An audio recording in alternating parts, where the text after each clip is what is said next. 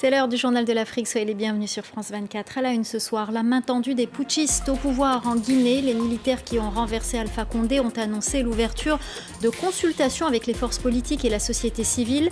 Objectif, la formation d'un gouvernement inclusif. Qu'attendent les Guinéens de ce nouveau pouvoir? Reportage de nos envoyés spéciaux dès le début de ce journal. Le président nigérien Mohamed Bazoum en déplacement à Tillabéri dans la zone des Trois Frontières, une visite au plus près des villageois qui subissent l'insécurité et les attaques terroristes, des attaques qui menacent directement la sécurité alimentaire. Et à la fin de ce journal, nous irons en Côte d'Ivoire pour une visite guidée d'une mosquée dans la ville de Kong, dans le nord du pays. Il s'agit d'une mosquée de style soudanais, des mosquées inscrites depuis le mois d'août au patrimoine mondial de l'humanité par l'UNESCO. Les militaires au pouvoir en Guinée ont annoncé l'ouverture à partir de demain d'une série de rencontres avec les forces politiques, la société civile, pour préparer la formation d'un gouvernement inclusif. Mais dans les quartiers populaires de Conakry, ces annonces n'ont rien de concret. La population qui vit dans une extrême pauvreté souhaite simplement que ses conditions de vie s'améliorent rapidement. Reportage de nos envoyés spéciaux, James André, Ashraf Abid, Malik Diakité et Sarah Sakou. Bonfi, un quartier très populaire de Conakry. C'est ici que vit Aboubacar Keïta, 28 ans. Cet agent de sécurité habite en famille dans cette concession où s'entassent 3 générations. Avec un salaire de 70 € par mois, impossible pour lui de joindre les deux bouts. Là, c'est trop. Oui, ça peut être. Il y a des matinées dans la famille même. Il y en a qui ne gagnent pas à manger. On peut passer la journée comme ça, sans rien mettre dans le ventre. Dans la cour, une quinzaine d'enfants en âge d'être scolarisés. Pourtant, certains d'entre eux ne feront pas leur rentrée. Les enfants ne vont pas à l'école car nous n'avons pas les moyens d'acheter leurs fournitures scolaires. Et le privé, c'est beaucoup trop cher. Nous avons retiré les enfants de l'école par manque de moyens. Abdoulaye, le patriarche, a connu tous les régimes politiques du pays. Pour lui, les conditions de vie en Guinée n'ont cessé de se dégrader. Le plus important pour nous, nous voulons que la Guinée aille en avant. Que la population guinéenne, tout le monde gagne son petit pain. C'est ce que nous voulons normalement. Mais si, avec nos responsables, ça n'allait pas du tout. Ah, on va voir cette fois-ci. Si il y a un changement, vraiment, ça nous fera un grand plaisir. Dans ce quartier, comme dans tant d'autres à Conakry, la population a été abandonnée par les différents pouvoirs depuis plus de 60 ans maintenant. Qu'espère-t-il aujourd'hui? Que le futur gouvernement prendra enfin en considération leurs priorités, à commencer par le chômage des jeunes, endémique dans le pays. Au Burkina Faso, au moins 4 gendarmes ont été tués dimanche et plusieurs sont portés disparus lors d'une attaque par des djihadistes présumés contre un convoi militaire. Une attaque qui s'est déroulée dans l'est du pays. Au total, 480 civils ont été tués dans des attaques entre le mois de mai et le mois d'août. Et au Niger voisin, l'insécurité liée aux attaques djihadistes favorise une insécurité alimentaire. En fuyant les attaques, les habitants fuient les terres qu'ils cultivent et ne produisent plus. Une grave crise alimentaire menace le pays. Le président Mohamed Bazoum est allé à la rencontre de villageois dans la région instable de Tillabéri. Il a tenté de les rassurer. Nicolas Germain.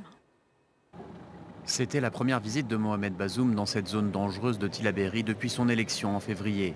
Et cela faisait près de 20 ans qu'un président nigérien n'avait pas passé une nuit dans la zone d'Antsuru. Alors, sans surprise, le dispositif de sécurité était impressionnant dans cette région très touchée par les attaques djihadistes. Je suis venu, par conséquent, vous exprimer la solidarité de tous les Nigériens, vous apporter le soutien de l'État. Les habitants étaient nombreux à venir écouter le président et exprimer leurs craintes. Beaucoup ont dû fuir leurs terres et se sont réfugiés dans des centres urbains. Les conséquences sont néfastes pour la production agricole. Nous demandons aux autorités de tout mettre en œuvre pour éradiquer cette insécurité qui nous coûte très cher. Les terroristes ont tué nos maris. Nous sommes devenus des veuves. Ils ont brûlé nos greniers à céréales. Ils ont emporté tout le bétail. Nous n'avons plus de vie. Personne n'a pu cultiver son champ. Ceux qui ont osé le faire, les terroristes les ont tués. Les gens ont été contraints d'abandonner leurs champs pour se réfugier dans les villages, mais malgré ça, ils les traquent dans les maisons et jusque dans les mosquées pour les tuer. Les adultes ne sont pas les seuls qui sont visés. D'après un rapport publié lundi par Amnesty International, de plus en plus d'enfants sont tués ou recrutés par les groupes armés au Niger, particulièrement dans cette zone. Selon l'ONG ACLED, dans ce pays du Sahel, 544 civils ont été tués lors de violences pendant le premier semestre de l'année, contre 397 l'an dernier. Cette arrestation au Sénégal, les rappeurs Kilifeu et Simon, membres du célèbre collectif de la société civile Y'en a marre, sont soupçonnés d'escroquerie et de trafic d'êtres humains. Ils ont été déférés au parquet ce lundi. Les détails avec notre correspondant à Dakar, Elie Mandao. Simon et Kilifeu sont deux rappeurs, deux personnalités de la société civile sénégalaise, membres du mouvement Y'en a marre, un mouvement créé il y a une dizaine d'années et qui avait joué un rôle prépondérant pour le départ du président Abdoulaye Wade du pouvoir, un mouvement qui s'est également montré très hostile vis-à-vis de Macky Sall depuis qu'il est au pouvoir. Alors pour le moment, on n'a pas encore des informations précises sur les motifs de leurs arrestations, mais selon un de leurs avocats que j'ai réussi à joindre tout à l'heure, Simon serait poursuivi pour complicité de trafic d'êtres humains alors que Kilifeu est accusé d'escroquerie qui porterait sur un trafic de passeports. Les auditions pourraient se poursuivre jusqu'à jeudi, selon toujours leur avocat. Une chose est pour le moins sûre, s'ils sont inculpés, ce serait un véritable coup dur pour la société civile sénégalaise. Simon et Kilifeu se sont montrés très actifs ces derniers mois sur le terrain lors des différentes manifestations populaires contre le gouvernement. Dans le reste de l'actualité, en bref et en images, cette nouvelle arrestation d'un journaliste en Algérie. Mohamed Mouloudj, journaliste au quotidien Liberté, a été arrêté dimanche. Un autre journaliste, Hassan Bourras, avait été arrêté le 6 septembre dernier pour apologie du terrorisme. L'Algérie figure à la 146e place sur 180 du classement mondial de la liberté de la presse 2021 établi par Reporters sans frontières. Au Nigeria, des dizaines d'élèves enlevés début septembre ont été libérés par leurs ravisseurs dans l'état de Zamfara, dans le nord du pays. L'armée a lancé plusieurs opérations militaires contre les groupes armés locaux qui multiplient attaques et kidnappings depuis des mois. Dans le même état de Zamfara, 12 membres des forces de sécurité ont été tués samedi dans l'attaque d'une base militaire. Un passeport vaccinal en Afrique du Sud, une volonté du président Cyril Ramaphosa, un passeport vaccinal dans un contexte de défiance généralisée à l'égard du vaccin contre le Covid-19. L'Afrique du Sud est pourtant le pays le plus touché du continent par le virus. Je vous emmène à présent visiter une mosquée de style soudanais. On prend la direction du nord de la Côte d'Ivoire, dans la ville de Kong. Là-bas, on compte 2 édifices religieux de ce style. Dans le pays, il y en a 8 au total. Ces mosquées seront toutes inscrites au patrimoine mondial de l'humanité à la demande de l'UNESCO. Reportage signé Samuel Bernard. À Kong, comme chaque semaine, la prière du vendredi vient rythmer la journée des fidèles. La mosquée vieille de presque 300 ans est la plus grande des 8 mosquées de style soudanais de Côte d'Ivoire, tout juste inscrite au patrimoine mondial de l'UNESCO. Une inscription qui fait la fierté de ses habitants. Un acte qui va nous apporter beaucoup, parce que c'est une reconnaissance d'abord, non seulement des mosquées, mais de la ville de Kong.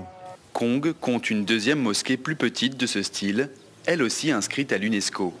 Ces mosquées, construites pour la plupart au XVIIe siècle, viennent rappeler les liens historiques entre la Côte d'Ivoire et les pays voisins. Pour le comprendre, il faut remonter au XIVe siècle, à l'époque de l'empereur malien Mansa Moussa, qui ramena cette architecture à la suite d'un pèlerinage à la Mecque.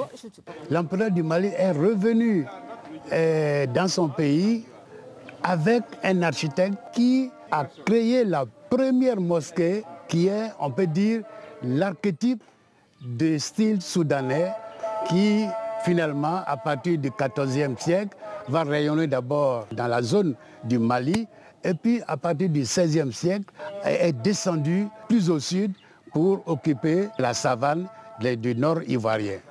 À l'heure actuelle, les visiteurs se font encore rares. Seuls certains Ivoiriens, souvent en pèlerinage, viennent visiter l'endroit. Vraiment, bon, pour moi, en tout cas, c'est grande chose pour moi. C'est très important parce que venir prendre la bénédiction à la source, c'est très important.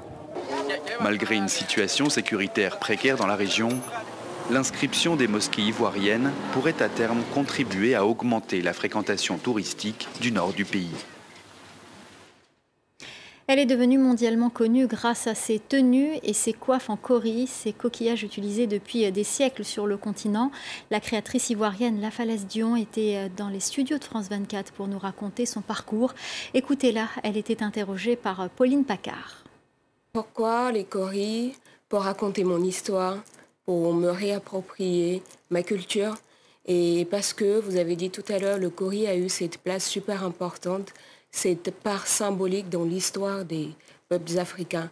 Donc c'était une manière pour moi de me réapproprier mon histoire, de porter mon héritage et de valoriser ma culture. C'est surtout la dimension mystique, la dimension spirituelle qui m'a poussée vers le cauris.